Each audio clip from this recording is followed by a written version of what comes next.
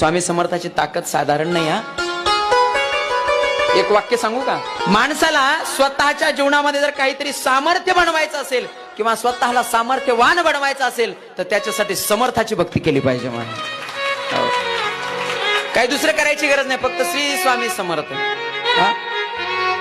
बघा ना, तुम्ही तुमच्या जीवनातलं जर संकट तुम्हाला दूर करायचं असेल, बरेच माणसं जीवनामध्ये त्रस्त असतात. काहींना नोकरीमध्ये अडचणी येतात, जीवनामध्ये अडचणी येतात, धनलाभ होत नाही, संसारामध्ये सारखं काही ना काही गारणं चालू असतं.